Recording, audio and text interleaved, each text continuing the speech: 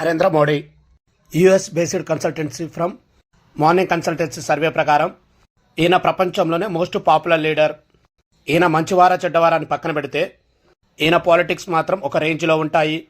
తన పాలిటిక్స్ గురించి ఒక చిన్న ఎగ్జాంపుల్ చెప్తాను వినండి. మన ఇండియాకి ఇండిపెండెన్స్ వచ్చాక కాంగ్రెస్ కాకుండా ఏ పార్టీ వరుసగా 7 సంవత్సరాల కంటే ఎక్కువ పవర్లో లేదు. అండ్ ఫస్ట్ టైం బీజేపీ 9 సంవత్సరాల్లో పవర్లో ఉంది. అండ్ నెక్స్ట్ ఇయర్తో 10 ఇయర్స్ కంప్లీట్ చేసుకోబోతుంది. ఇంతకుముందు మ్యాక్సిమం పవర్లో ఉండేది కూడా బీజేపీనే. వాజ్పేయి గారు బీజేపీని 6 ఇయర్స్ 64 డేస్ పవర్లో ఉంచి ఒక రికార్డ్ని క్రియేట్ చేశారు. దానికి ముందు ఏ పార్టీ కూడా 3 సంవత్సరాలు మించి లేదంటే ఆ టైంలో కూడా 2 పీఎంగా మారారు. అప్పటి వరకు ఒక ఫ్యామిలీ లేదు. నెహ్రూ గారి ఫ్యామిలీ ఇండియాని రూల్ చేస్తూ ఎదురు లేకుండా నిలబడింది.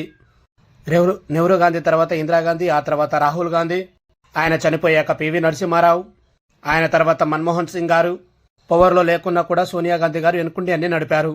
అండ్ ఇది అందరికీ తెలిసిన విషయమే.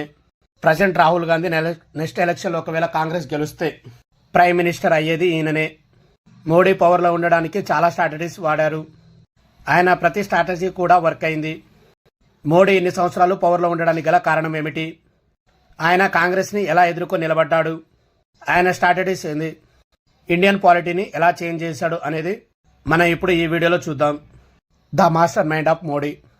ఎలా ఇండియన్ పీపుల్ని తన వైపుకు తిప్పుకున్నాడంటే తెలియాలంటే మొదట అసలు ఎలా పవర్లోకి వచ్చాడనేది మనకు తెలియాలి. ఆయన పొలిటిక్ కెరియర్ బిగిన్ అయింది ఒక చిన్న కార్యకర్తగా. జూన్ 1975లో ఇందిరాగాంధీ ఎమర్జెన్సీ విధించినప్పుడు ఆమెకున్న చాలామంది పొలిటికల్ అపోనెంట్ జైల్లో వేశారు. చాలా అపోజిషన్ గ్రూప్స్ని ఆర్గనైజేషన్ని బ్యాన్ చేశారు. అప్పుడే ఆర్ఎస్ఎస్ ఈ ఎమర్జెన్సీని ఎగెనిస్ట్గా గుజరాత్లో గ్రూప్ని ఏర్పాటు చేసింది. దాని పేరే గుజరాత్ లోక్ సంఘ సంఘర్షణ. దీనిని సెక్రటరియట్గా మోడీని ఆర్ఎస్ఎస్ నియమించింది. ఇక్కడే తన పొలిటికల్ కెరియర్ బిగిన్ అయిందని చెప్పొచ్చు. ఇది స్టార్ట్ అయిన కొన్ని రోజులకే ఇందిరాగాంధీ గారు ఆర్ఎస్ఎస్ని కూడా బ్యాన్ చేశారు. దీంతో పాటు మోడీ గారు కూడా అండర్ గ్రౌండ్కి వెళ్లాల్సి వచ్చింది. ట్రావెల్ చేయాల్సి వచ్చినప్పుడల్లా మారువేషంలో వెళ్ళేవారు.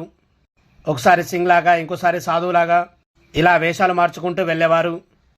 ఇలా చేస్తానే గవర్నమెంట్కి ఎగెనిస్ట్గా పాంప్లెట్ ప్రింట్ చేస్తూ ఢిల్లీకి పంపిస్తూ అక్కడ డెమోక్రసీని ఆర్గనైజ్ చేస్తూ ఉండేవాడు. అంతేకాకుండా మోడీ గారికి ఆర్ఎస్ఎస్లో మంచి పేరు ఉంది. అయినా అప్పట్లో గవర్నమెంట్ని చాలా అరెస్ట్ చేసింది కదా. అలా వాంటెడ్ లిస్ట్లో ఉన్న ఆర్ఎస్ఎస్ మెంబర్స్కి అండ్ వేరే పొలిటికల్ లీడర్స్కి ఇలా అయినా ఒక నెట్వర్క్ని క్రియేట్ చేసుకున్నారు. ఆ నెట్వర్క్లో తనను నమ్మే ఫ్రెండ్స్ని యాడ్ చేసుకొని వాంటెడ్ పొలిటికల్ లీడర్స్ని ఉంచేవారు. ఇలా చాలామందిని సేవ్ చేయడంలో అతనికి ఆర్ఎస్ఎస్లో మంచి గుర్తింపు వచ్చింది. చాలామంది పొలిటికల్ లీడర్స్ కూడా అతన్ని అభిమానించేవారు. అంతేకాకుండా ఆ పొలిటికల్ లీడర్స్ని కాపాడడానికి ఆయన ఫండ్స్ కూడా రైజ్ చేసేవాడు. ఇదే సమయంలో మోడీ గారు trade union socialist activist George ఫెర్నాండెస్ని and other national political figures వీళ్ళని మీట్ అయ్యి వాళ్లతో చాలా క్లోజ్గా మూవ్ అయ్యేవాళ్ళు. ఇక ఆ సమయంలో తను ఒక బుక్ కూడా రాశారు. దాని పేరే సంఘర్షణ గుజరాత్. దాని తర్వాత ఆర్ఎస్ఎస్లో ఎదిగి ఆర్ఎస్ఎస్లో ఒక మంచి ప్రచారకుడుగా ఇలా ప్రమోట్ అయ్యారు. ఆ తర్వాత 1979లో ఢిల్లీ వెళ్ళి అక్కడున్న ఆర్ఎస్ఎస్లో వర్క్ చేశారు. బట్ అక్కడ ఆయనకు సెట్ కాలేదు. వెంటనే 1985లో మళ్ళీ గుజరాత్ వచ్చారు. అలా అంచెలంచెలుగా ఎదుగుతూ వచ్చారు.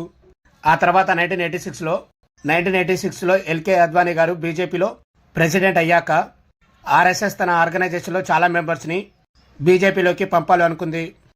అలాగే పంపింది కూడా. 1987లో ఆర్ఎస్ఎస్ మోదీ గారిని బీజేపీలో చేర్చుకుంది. అహ్మదాబాద్ జరిగిన మున్సిపల్ ఎలక్షన్లో బీజేపీకి కావాల్సిన అన్నిటినీ అరేంజ్ చేసింది. కొన్ని సోషల్ అవేర్నెస్ ప్రకారం ఆ ఎలక్షన్లో బీజేపీ గెలవడానికి మోడీ అడ్వర్టైజ్మెంటే కారణమంట. అక్కడి నుంచి మోడీ బాగా ఎదిగారు.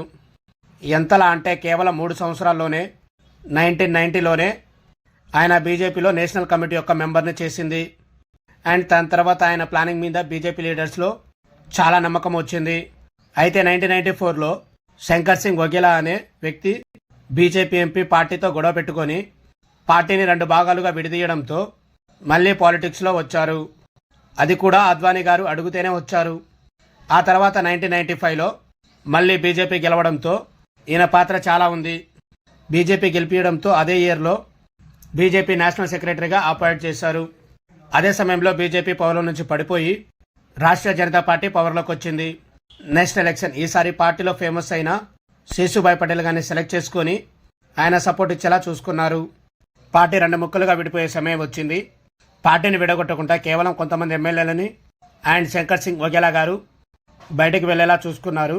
మిగతా ఎమ్మెల్యేలందరూ శేషుభాయ్ పటేల్స్కి సపోర్ట్ ఇచ్చేలా చూశారు.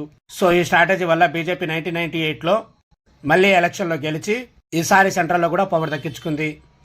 సో గైస్, ఇలా మన మోడీ గారు అంచెలంచెలుగా ఎదిగి ఈరోజు ప్రైమ్ మినిస్టర్గా మనకు పరిపూర్ణ హిందూ దేశంగా మనకు చూస్తున్నారు. మరిన్ని ఇంట్రెస్టింగ్ వీడియోస్ కోసం మా ఛానల్ సబ్స్క్రైబ్ చేసుకోండి. పక్కనే ఉన్న బెల్ ఐకాన్ ప్రెస్ చేయండి guys. Okay, thank you, bye.